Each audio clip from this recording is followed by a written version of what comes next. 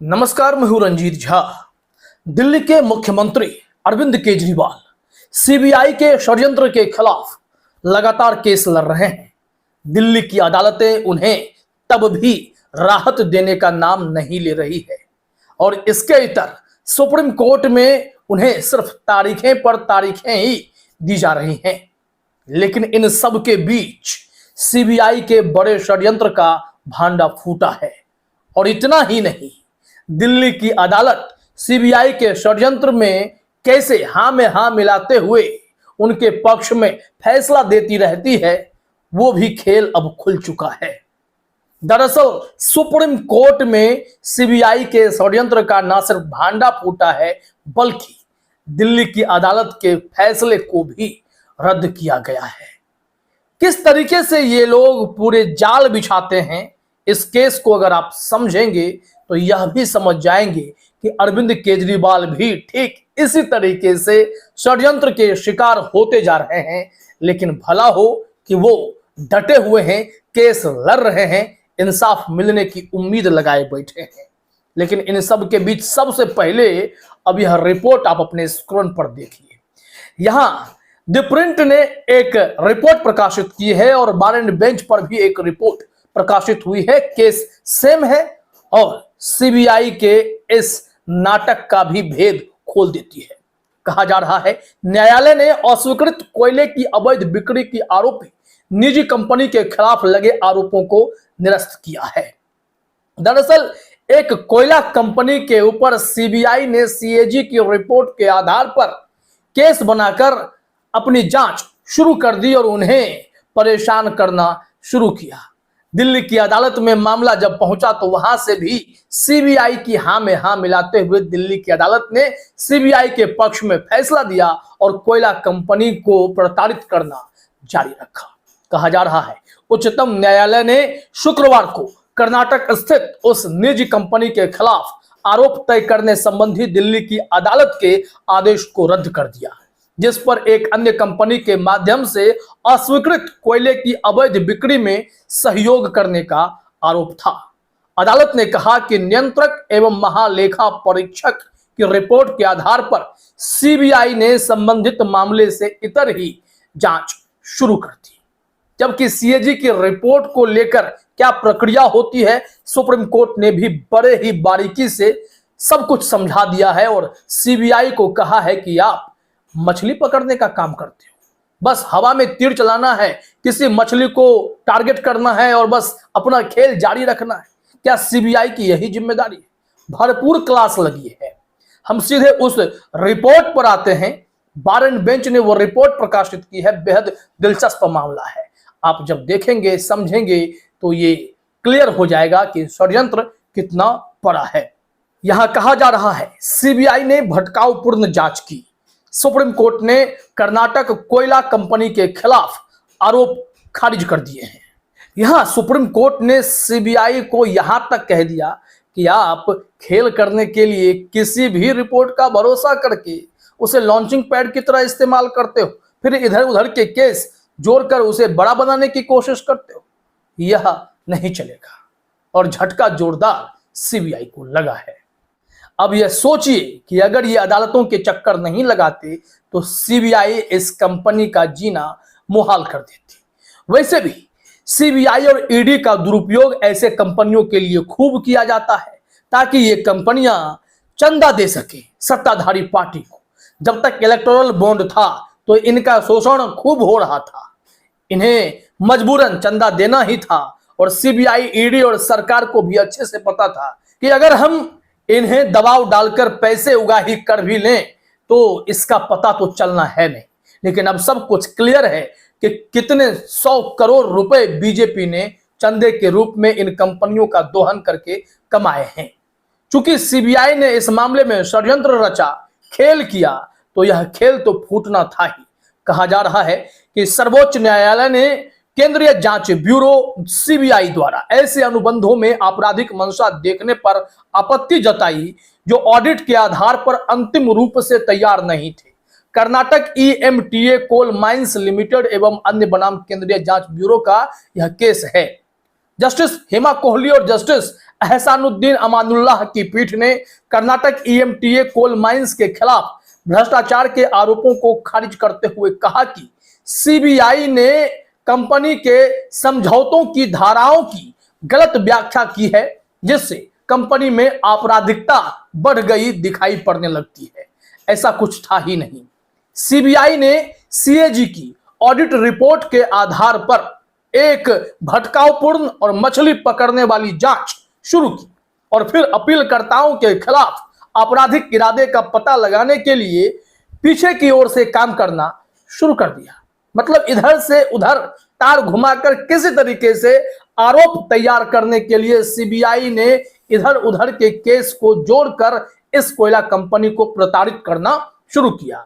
कहा जा रहा है कि पार्टियों के बीच एक अनुबंध पर आधारित एक सिविल विवाद को सीबीआई ने इसे अपने शिकंजे में लेने की कोशिश की। सिविल विवाद की जो बुनियाद थी, जिसके उल्लंघन से अधिक अनुबंध या अंतर्निहित लीज डीड का निर्धारण हो सकता था, वो बिना किसी औचित्य के आपराधिकता के ब्रश से सीबीआई ने पेंट कर दिया। मतलब आप समझिए, जो सिविल विवाद था, साधारण सा मामला था, उसे सीबीआई ने इतना बड़ा क्राइम दिखाया और उसे आपराधिकता के ब्रश से पेंट करना शुरू कर दिया। सीएजी की ऑडिट रिपोर्ट में की गई टिप्पणियों पर भरोसा करके जो आज तक अंतिम रूप नहीं ले पाई है, उसके आधार पर सीबीआई ने खेल किया जिसकी पोल तो खुलनी ही थी। ठीक उसी तरीके से जब आप दिल्ली लिकर पॉलिसी के केस को देखेंगे तो यहां भी आपको सबूत के तौर पर सिर्फ हवाई बातें हैं, किसी के कहे गए स्टेटमेंट हैं और इसके इतर कोई सबूत ये लोग दिखा नहीं पा रहे हैं। बावजूद इसके इसी को आधार मानकर दिल्ली की अदालतें अरविंद केजरीवाल समेत तमाम आम आदमी पार्टी के नेताओं को टारगेट कर लेती हैं, उन्हें कभी राहत नहीं देती, उन्हें जमानत देने से घबराती हैं। तभी तो जस्टिस गवई ने कहा कि इन अदालतों ने सेफ खेलना सीख लिया है। सेफ खेलते हैं, जमानत के नाम पर इनकी घिघी बंद जाती है। और अब जस्टिस हिमा कोहली और जस्टिस एहसानुद्दीन अमानुल्लाह ने भी सीबीआई के इस रवैये पर गंभीर सवाल खड़े कर दिए हैं। कहा जा रहा है कि कंपनी ने भ्रष्टाचार निवारण अधिनियम के तहत एक मामले में अपने खिलाफ आरोप तय करने के विशेष अदालत के आदेश को चुनौती देते हुए सीधे सुप्रीम कोर्ट का रुख किया था। पिछली अदालत ने इस मामले में कंपनी और उसके अध्यक्ष को आरोप मुक्त करने से इनकार कर दिया था। यह मामला कोयला ब्लॉक मैनेजमेंट में अनियमितताओं के आरोपों से उत्पन्न हुआ विवाद बताया गया, लेकिन इस विवाद का आधार ही बेमतलब का था।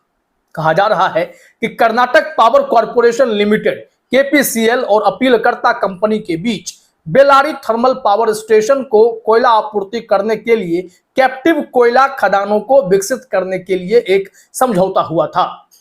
कोयला आपूर्ति के लिए दोनों के बीच ईंधन आपूर्ति समझौते पर हस्ताक्षर किए गए थे, जिसमें गुणवत्ता और मात्रा विनिर्देश, मूल्य समायोजन और देरी के लिए दंड शामिल थे।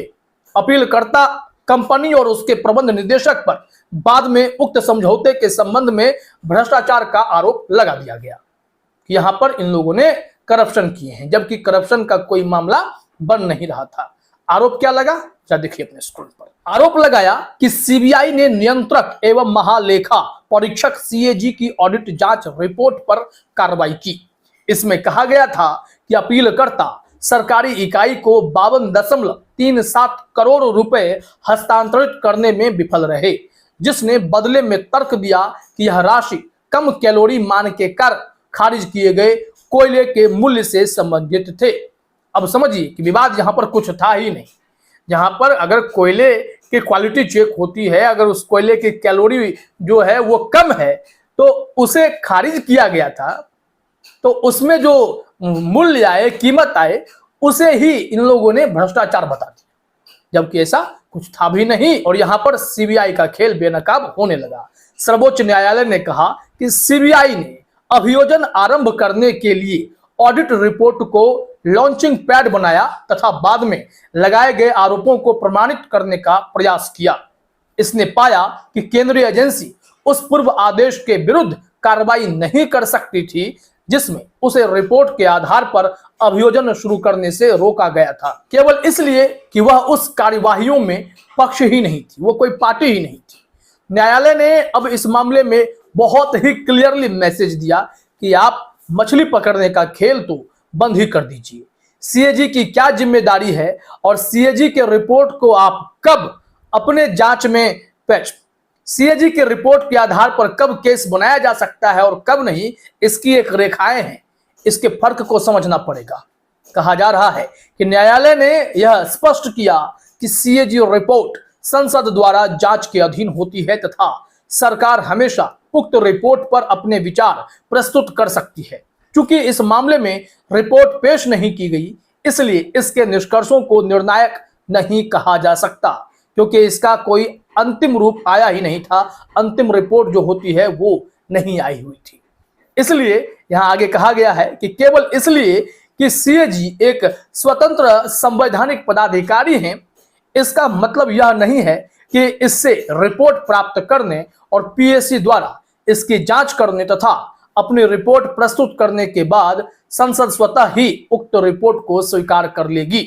संसद रिपोर्ट से सहमत या असहमत हो सकती है, वह इसे यथावत या आंशिक रूप से स्वीकार कर सकती है। अब यहां पर देख लीजिए कैसे सीएजी की रिपोर्ट, संसद की भूमिका और सीबीआई के एक्शन, तीनों को लेकर सुप्रीम कोर्ट ने बहुत ही क्लियर करके समझा दिया है कि आखिर इन सब के रोल्स क्या हैं और कैसे काम किए जाते हैं। यहां आगे कहा जा रहा है कि पीठ ने अपीलकर्ता कंपनी द्वारा कोयले के निपटान के लिए अपनाए गए तरीकों में भी कोई अनियमितता नहीं पाई, कुछ भी गड़बड़ी नहीं थी। इसने कहा कि केंद्र सरकार ने कोयले के निपटान के लिए कोई विशेष योजना भी नहीं बनाई है। इस प्रकार अपील स्वीकार कर ली गई तथा अपीलकर्ताओं के विरुद्ध आरोप तय करने के आदेश को भी रद्द कर दिया गया। इनके लिए जो वकील गए थे वो रंजीत कुमार और अभिमन्यु भंडारी साहब थे, जो कर्नाटका के ईएमटीए के तरफ से गए थे। लेकिन दूसरी तरफ जो सीबीआई की ओर से पेश हुए आरएस चीमा जी। अब यहां पर मामला समझ सकते हैं कि सीबीआई कैसे षड्यंत्र करती है। किसी से अगर उगाही करनी हो, वसूली करनी हो, तो ऐसे षड्यंत्र किए ही जाते हैं और इसका भांडा तब तक नहीं फूटता जब तक सुप्रीम कोर्ट में कोई ढंग के जज ऐसे केस को देख ना लें, समझ ना लें। यहाँ पर इस कंपनी की कोई गलती नहीं थी।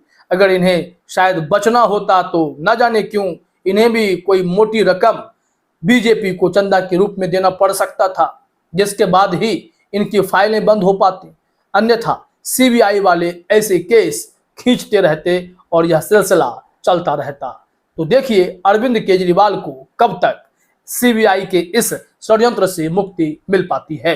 फिलहाल इस वीडियो में इतना ही। आप सभी का हमसे जुड़ने के लिए बहुत बहुत धन्यवाद।